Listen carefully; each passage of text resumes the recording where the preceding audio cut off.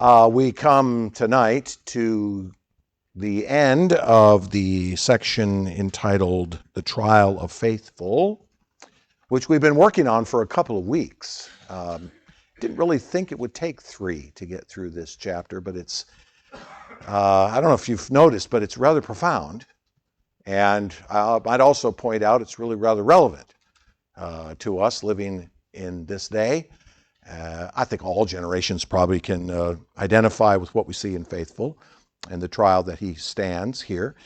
So in a sense, now that I realize it's going to take 3 to get through it. And as it turns out, I kind of did that also because this is our last Wednesday night of 2025. So this is it for Wednesday night classes for the year. So we will not be meeting again until after the first of the year. So January 7th will be our next meeting after this. However, those of you who have children in the Chessie Tree program, you will need to be back here in 2 weeks, for they will be practicing here on December the 3rd and December the 10th. If you happen to be one of those adults who just wants to watch their rehearsals, you're welcome to come too. Otherwise, you can see them perform this great program on December the 14th here. So we're going to finish up tonight then this section on the trial of faithful. It also ends, if you notice at the beginning of the book, it also ends the chapter entitled The World. So Vanity Fair and the trial of faithful are put together as part of a larger chapter on the Christian's relationship to the world. First, the definition of it in Vanity Fair, and then the reaction of it in the trial of faithful. Now, by way of review, this trial that takes place that we see here, one moment please.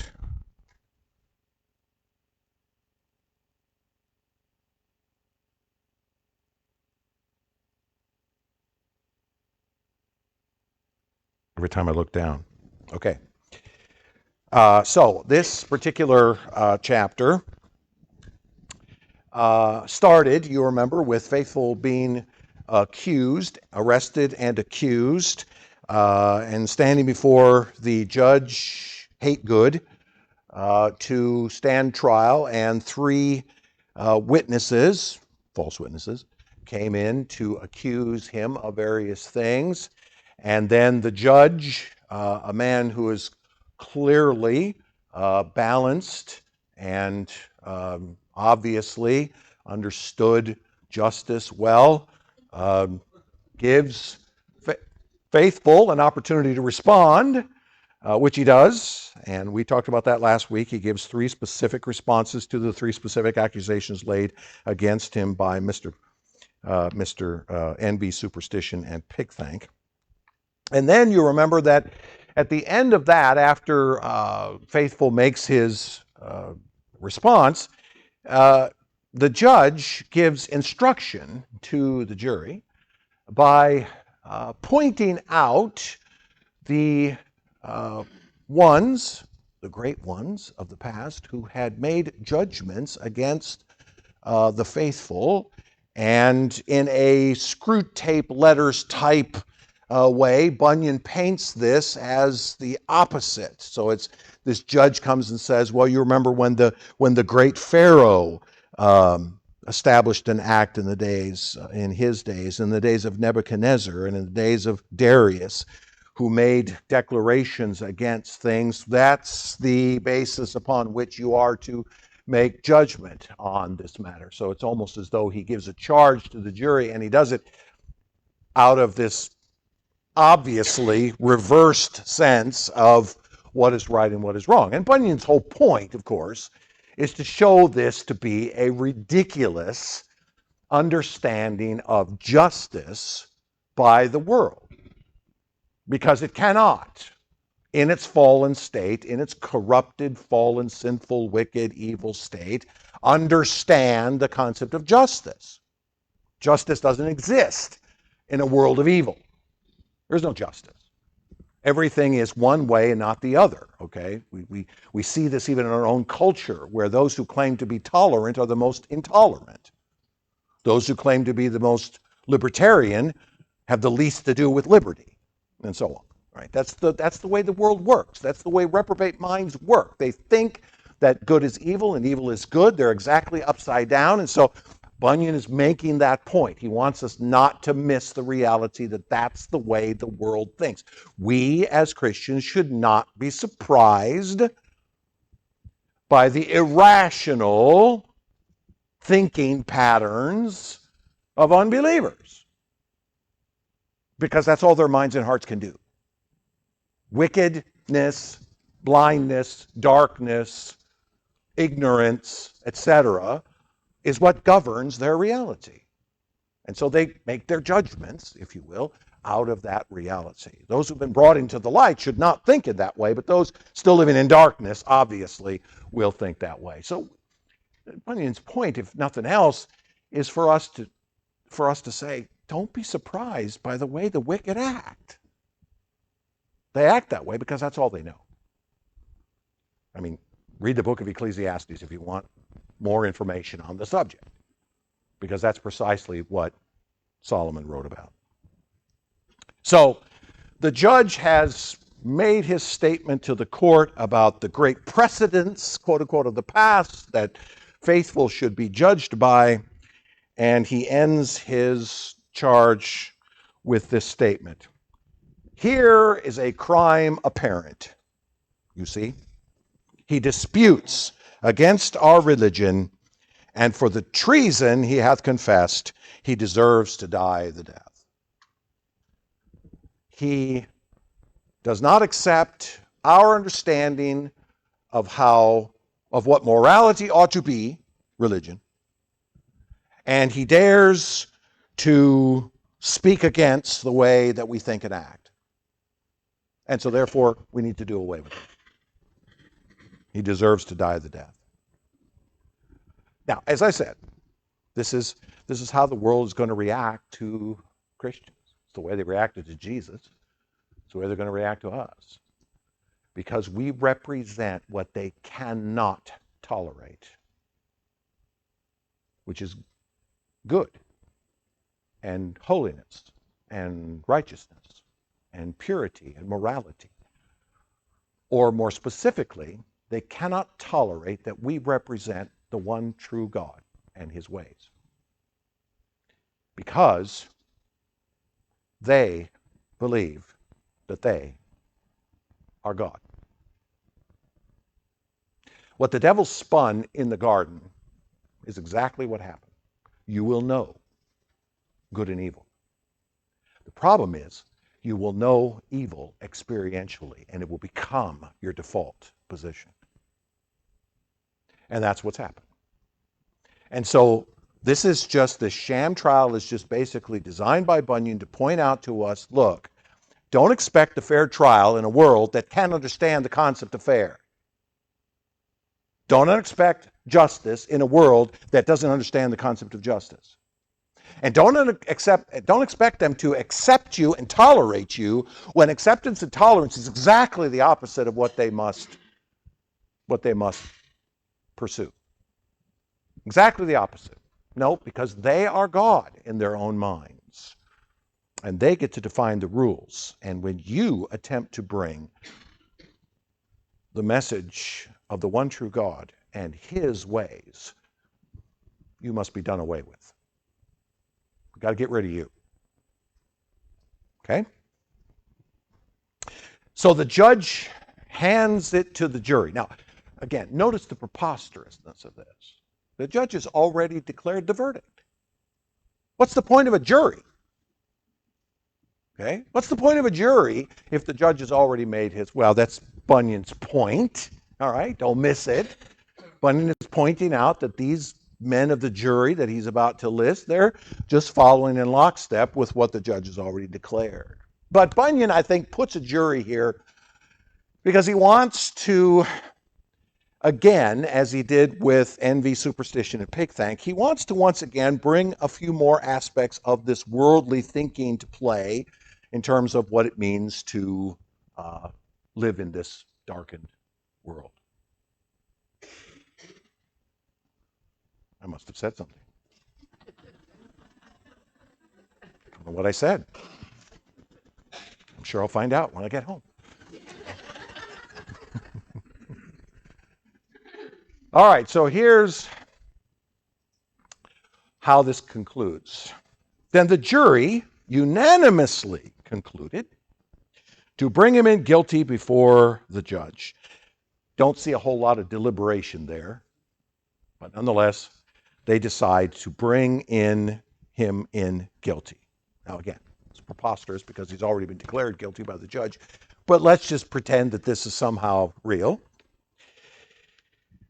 So now what Bunyan will do is list a number of members of the jury and their particular observations in the midst of this. And Bunyan has a way of taking characteristics of people and bringing them forward in their names. Okay, we've already seen this. We saw it in envy. We saw it in superstition. We saw it in pig thank. Look, we've seen it all the way through this book of all these other characters that have come along the way that have attempted to divert a Christian from his path. So we have the same kinds of things.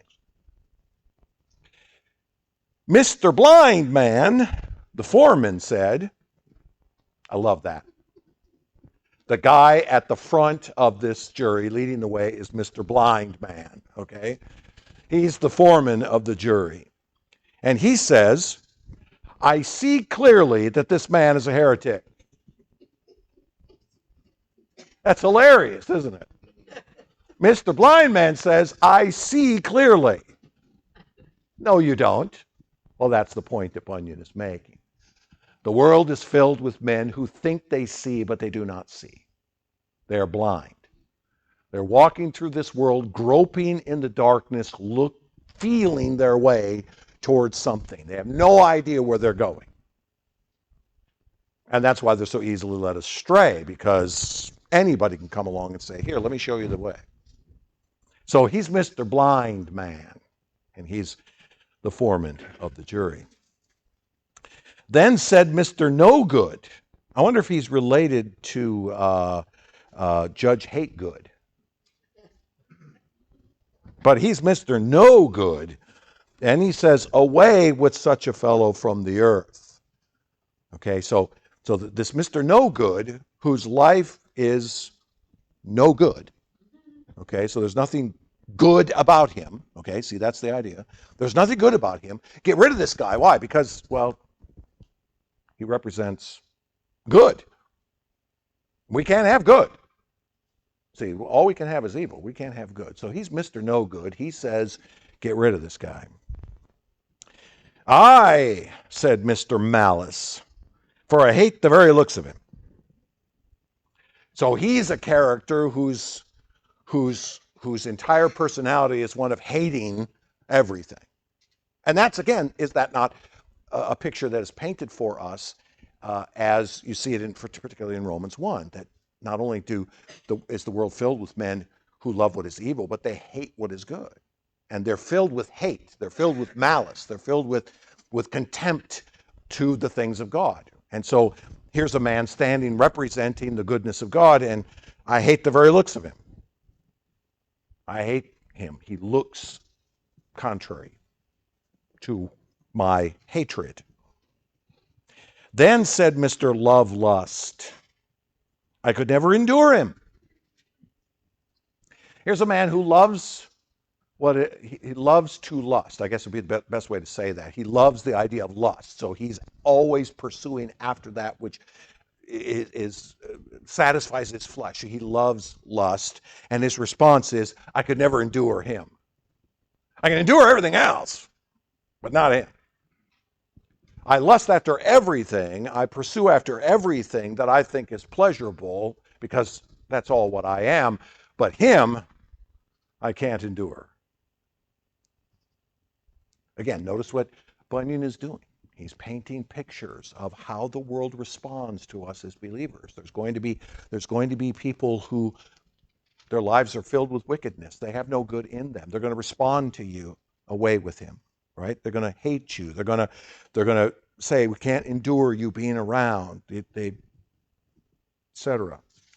Nor I, said Mr. Live Loose, for he would always be condemning my way. Well, yeah. because you live loose. And of course, the idea, of course, is the loose person, the person who has no moral boundaries, who just lives loosely. You know, we often think of it in certain physical senses. They're loose people. So he would always be condemning my way. Get rid of him. I don't want to hear from him. Hang him, said Mr. Hetty. Now, I don't know if that's a pun. Okay, so I don't know if it's a pun or if it's more of a sense in which Bunyan is saying, here's a guy who's so full of himself, so let's hang this one. Okay, so take it either way you want. A sorry scrub, said Mr. High Mind. This would be someone who thinks of himself grandly. He's of high mind about himself. He has high aspirations of himself. And he says, what a sorry scrub. He's so beneath me. My heart rises against him, says Mr. Enmity. Enmity, of course, meaning being at war with someone. So someone who is constantly fighting with others. He's Mr. Enmity. He's always against something. And so in this case, he looks at him and says, my heart rises against him. Makes sense.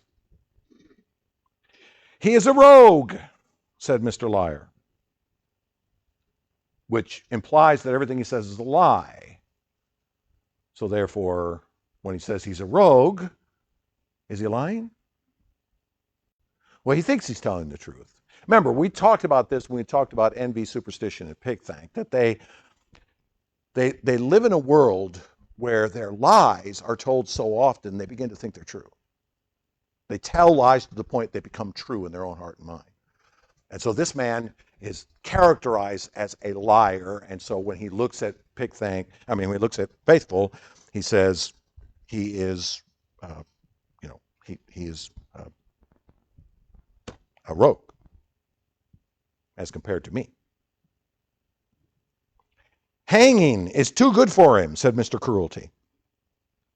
Mr. Cruelty would have something worse happen to him. Hanging's not good enough for him. Again, notice how much of the world, in its belief that it's being compassionate, actually is quite cruel.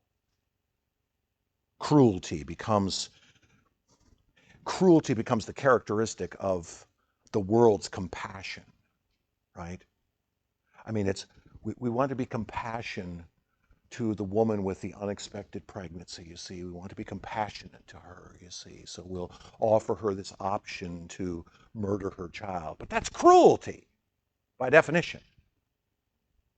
And while it might not be immediately cruel to her, it will be eventually. She just doesn't realize it. Let us dispatch him out of the way, said Mr. Hate Light, who hates the light, who hates anything having to do with light. Let's get rid of this guy. Let's dispatch him. Let's put him forth. Let us forthwith bring him in, guilty of death.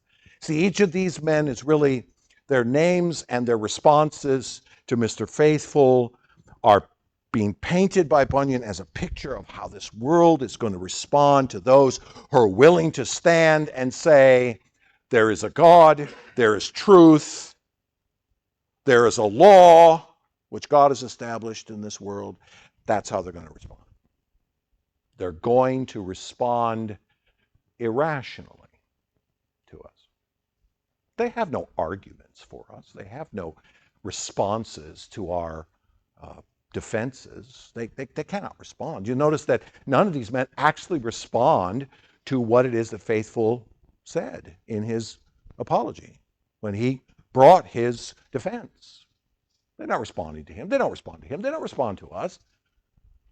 No, just get rid of us is the easiest thing to do. See, if we can just dispatch them out of the world, then we will be happy. We will finally find happiness if we can just get rid of these Christians from the world. No, actually it won't. Quite the opposite. But nonetheless. So they therefore brought him out to do with him according to their law. So that's written, their law.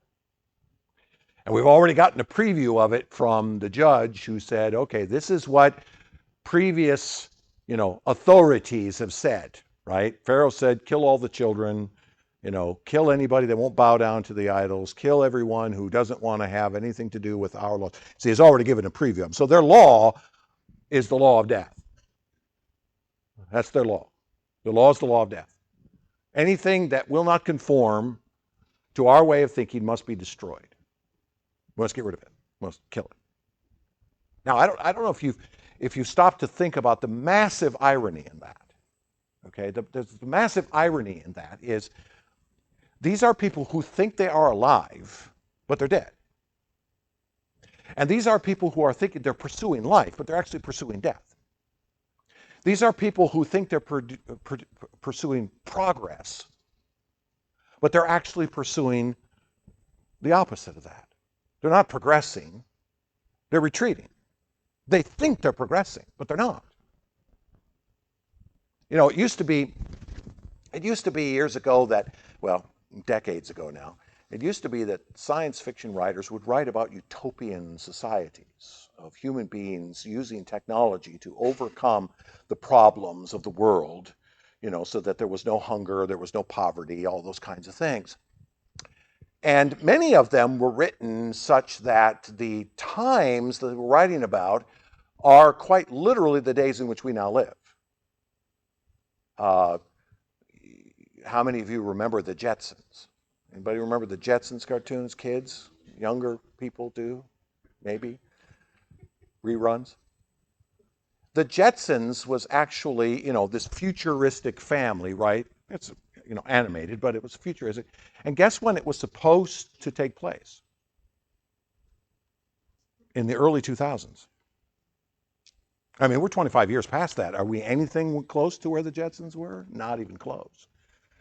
When Arthur C. Clarke wrote his books 2001 and 2010, he expected us to be to Jupiter by 2001.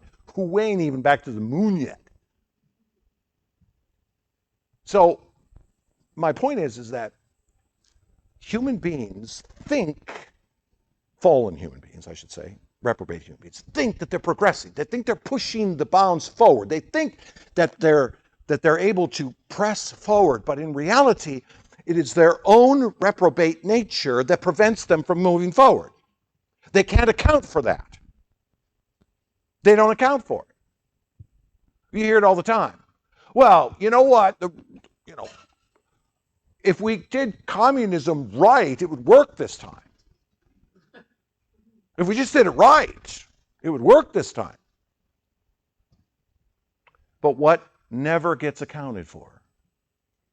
Fallen human nature. It never gets accounted for in these systems. And these science fiction writers of years ago never accounted for fallen human nature in their stories. They thought we can move on beyond our problems, you see, if we just develop the right technology.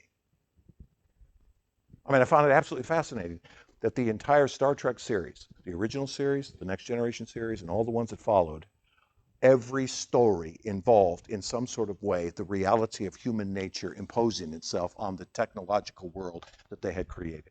Every single one, in some way. Cannot account for the reality of human nature. That's what Bunyan is painting.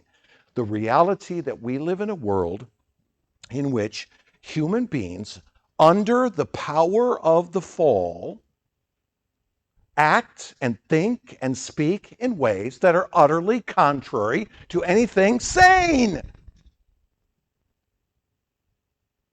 It just doesn't make sense because they cannot. They are under a curse which has been imposed upon them by God himself.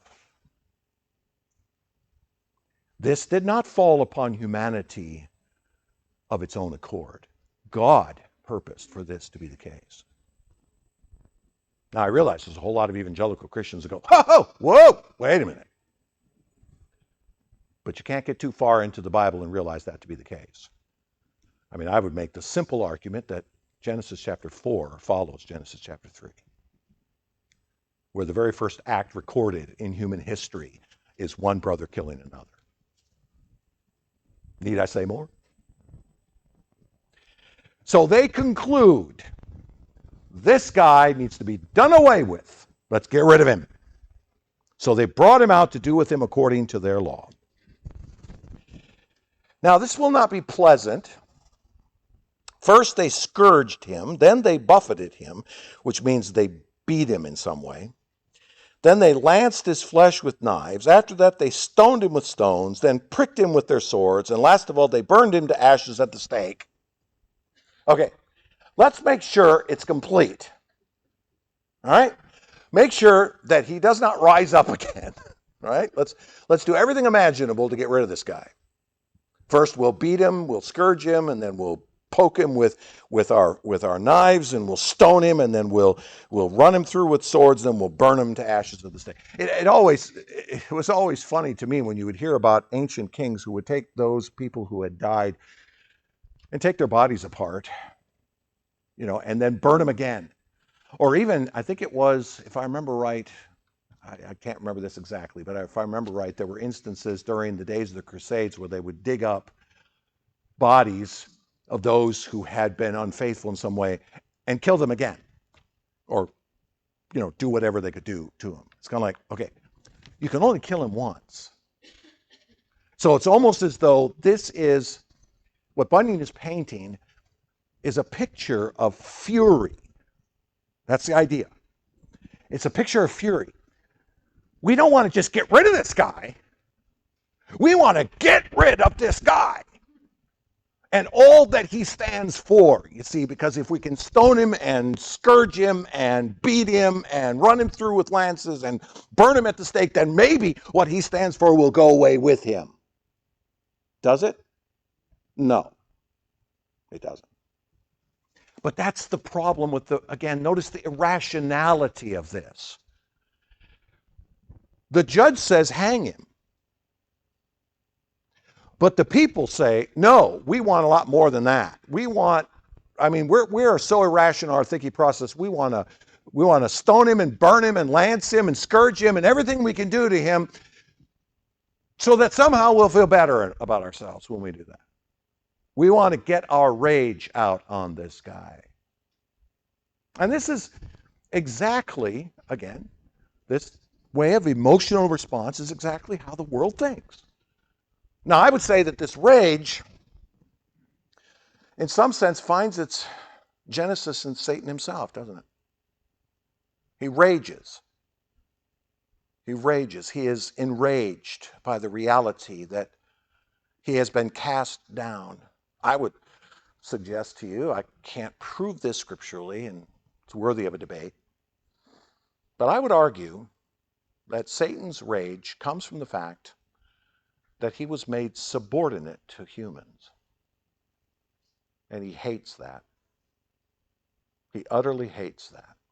He comes slithering into the garden in order to attack the two people who were given dominion over him, in order to try to remove their dominion.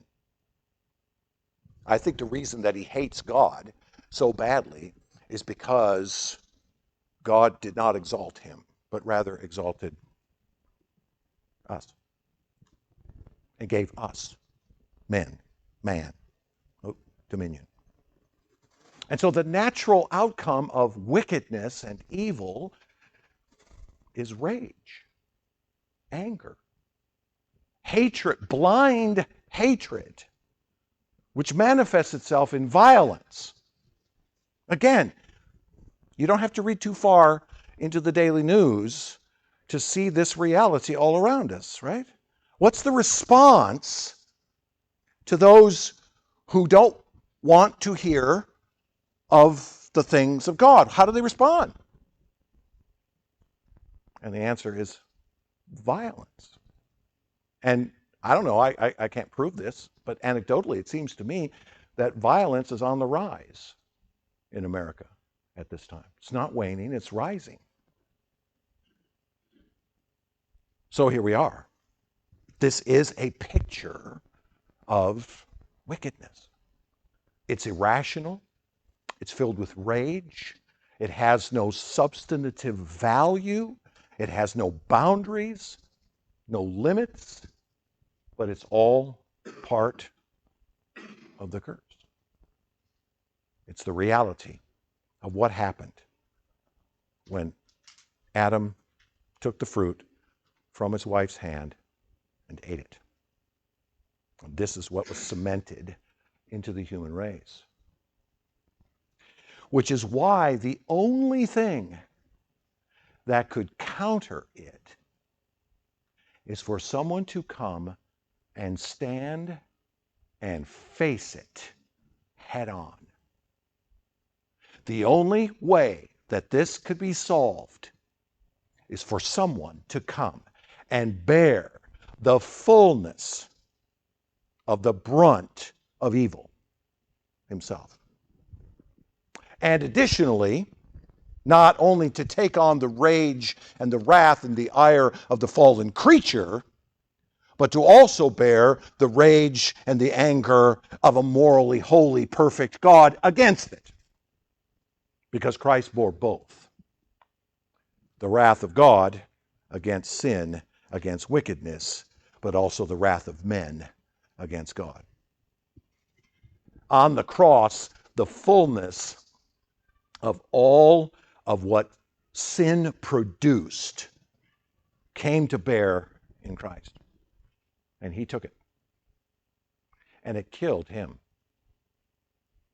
The eternal Son of God gave his life willingly to satisfy the wrath of God and the wrath of men, such that he could then call out of the world those who would come, and he would give them a new nature, such that their primary motivation would no longer be hate, but their primary motivation would now be love. Their primary motivation would no longer be envy. Their primary motivation would now be grace, mercy, and compassion. Someone had to face that down. Someone had to come to do that. And there was no human being ever born into this system that could possibly take it on. No human being born after Adam, coming from his line, could possibly satisfy it, because every person born from Adam's line was himself infected by the very ire and rage and wrath that he could not solve. So what did it take? It took someone from outside of this world, someone beyond this world, to come, enter into it, to become the very creature that had been put under the curse, and take it on.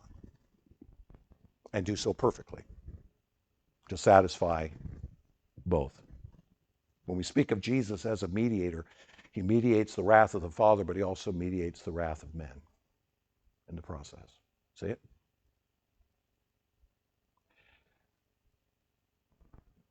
It wouldn't have really been enough for them to kill Jesus, frankly. So they did these things to him, thus came faithful to his end. Now I saw that there stood behind the multitude a chariot and horses, waiting for faithful.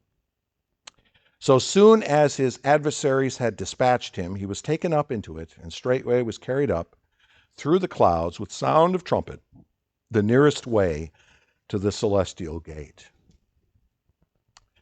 He pictures, I think, what he doesn't put a reference in here, which is interesting. In fact, there's no references at all in this section. He probably is making a reference here to 2 Kings 2:11, which is when Elijah was taken up by God directly into the presence of God. It's a picture that Bunyan is painting of the fact that when we die, we are taken, as those who belong to Christ, we are taken into the presence of God immediately. He takes us there. That's the picture that's being painted. And I think that's what's symbolized in Elijah being taken up in 2 Kings chapter 2. So faithful gets to his destination, doesn't he? He was walking with Christian along this path to go to the celestial city. Well, guess what? He got to take a shortcut. He had to go through the living hell of this trial and his martyrdom. That's true. But in the end, Christ brings him to the destiny that he had purposed to get to. And of course, the picture that Bunyan is painting, I think, is the picture of a faithful Christ who does not abandon his own. Okay, suffer for me in this world for a brief time, even to the point of death if necessary, but I am going to come and get you. You are not going to be forgotten. Don't worry. I know your name, and I'm going to come and bring you to myself. And he does. So the faithful one in the celestial gate, the Lord that faithful had served faithfully, brings him home, and rightly so. So the story of faithful comes to an end, but the section doesn't end. Bunyan continues, but as for Christian, he had some respite and was remanded back to prison, so there he remained for a space. Now, again, as I've said a couple of times, Bunyan doesn't want to kill off Christian because the story kind of comes to an end if you do that, all right? So he goes back to describing the reality of Christian. We haven't really talked about Christian now for quite some time because it's been about faithful all the way along here. But now Christian comes back to the center of the story. And so Christian, of course, is still in the place called Vanity Fair. He's still in the world. And so he's put back into prison. Bunyan paints him as not having to go through trial as faithful did in order for the story to continue, all right? I think if this were a literal story in real time and space, Christian would probably be next to the chopping block, right? But that's not the case here. So he has some respite and he's remanded back to prison, so there he remained for a space. But he that overrules all things, having the power of their rage in his own hand, so wrought it about that Christian for that time escaped them and went his way. That to me is one of the strongest indications in this book that Bunyan did indeed believe in the sovereignty of God, that he held a reformed theology. Now, we already have talked about that at the very beginning, that he undoubtedly held a reformed theology, but that's one of the strongest expressions of it, because you'll notice the way that Bunyan paints the rage of the people. It's not a rage out of control. It is a rage under the control of the one who is ordaining all these things to come to pass. So again, that reminds us, and we who embrace let's call it a reformed view of the gospel, all right, I would call it a Pauline view of the gospel. We recognize that no, the things that occur in this world happen because Christ holds all things in his authority, including even the reactions of the reprobate. The martyrdom of faithful was not something that wicked men decided to do of their own and they did it. It was something that the Lord Christ himself had ordained to take place in faithful's life. It has value and purpose to the plans of Christ in the world.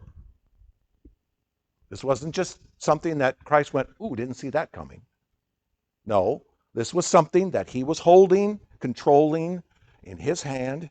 And so Christian now, still under the ordained sovereign purpose of this Christ, the one at the celestial gate, is able to, for a brief time, stay there, but then manages to escape.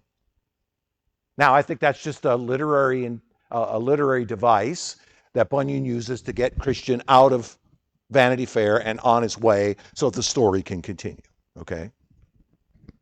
I don't think we can read too terribly much into that about what we can expect as those who manage to survive someone else being martyred, okay? So let's not draw too many conclusions from that, other than it's just, okay, now he's gone. But it does say a great deal about how Bunyan understood how all this played out. It was purposed and designed in this way. And as he went, he sang, this is Christian, saying, well, faithful thou hast faithfully professed unto thy Lord, with whom thou shalt be blessed.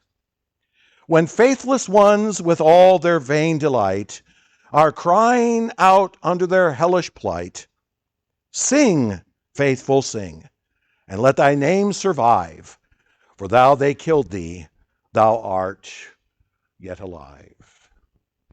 Actually, nicely written. We should put it to music and sing it on Sunday. What do you think? Some ways it's kind of like A Mighty Fortress is Our God in a sense, right? Okay. But notice what he's singing. You have faithfully professed, you have stayed faithful, you have stayed faithful unto the Lord, with whom thou shalt be blessed. When all these faithless ones with their vain delight are crying out unto the hellish plight, you, O faithful, can sing and let thy name survive, for though they killed thee, you're still alive. Your memory lives on, and all of what you represent lives on. They plotted to get rid of you in the hope, the vain hope, that all of what you believed would go away as well, but that ain't going to be the case. Because for 2,000 years, the wicked have been attempting to eliminate the church of Jesus Christ, and they have not been successful. And we are here in 2025 because they have not been successful. And that's not because we're smarter than the average bear. It's because Christ has a purpose for his church that he is accomplishing in this world. And he will see his work complete through it. And so Christian is able to sing, faithful, you may be gone, they may have plotted against you, but your legacy lives on. For Christ lives on. Now I saw in my dream, as we come to the last section, the last paragraph. Now I saw in my dream the Christian went not forth alone, for there was one whose name was Hopeful, being so made by the beholding of Christian and faithful in their words and behavior, in their sufferings at the fair, who joined himself unto him. Okay, so Bunyan puts a new companion to Christian. Faithful is gone, but Hopeful comes along. Don't miss the significance of that name, by the way. Faithful is gone because he was faithful, but the one that comes now comes out of hope. There's hope still, okay? Even though faithful's gone, even though it looks like the world wins, no, there is hope. And so Bunyan paints in a new character with a different name to represent a similar kind of pursuit of God, but uses a different name in order to show that, you know what? Sometimes when life gets hard and the world comes against us, it is Christ who gives us hope along the way. So he adds a companion called Hope to Christian to travel on here. So don't miss the importance of that name. And he is made so, he becomes hopeful, he says, by the beholding of Christian and faithful. He looks at Christian and faithful. He sees their faithfulness, their consistency, their willingness to stand for what they believe, in their words and behavior, in their sufferings at the fair. He looks at them. He sees in them, you know what? There's more to them than meets the eye. They can stand against that because there's something more. And so Hopeful joins them because he sees hope in them. See it? And entering into a brotherly covenant, told him, that is told Christian, that he would be his companion. So he says, I'm going to go with you. You have my solemn promise. That's what entering into a covenant means. I have my solemn promise. I'm going with you now to the end. Where faithful came to this point and stopped because he was sent away, I'm going to join you here and continue on along the way. And I think maybe if nothing else, it might be a way of Bunyan saying, you know what? This is what generation after generation of Christians do. They come alongside and they carry on. When one generation passes from the scene, the Lord raises up another generation to carry on and to carry on and to carry on. It's nowhere visualized better than the fact that we have 90 children in this church. There is a whole generation that the Lord is going to raise up to carry on when us old people are off the scene. And that's good news, isn't it? That's hopeful. That's the church going forth as God raises up another generation. And on Sunday morning, you are going to witness 4 of them come for baptism and confess their trust in Christ. Another generation coming forth. So he goes with him. Thus one died to bear testimony to the truth, and another rises out of his ashes to be a companion with Christian in his pilgrimage. This hopeful also told Christian that there were many more of the men in the fair that would take their time and follow after. Or in other words, there is a remnant beyond just me in Vanity Fair. There are many others. The Lord has many others who are ready to take this journey too. So take hope, Christian.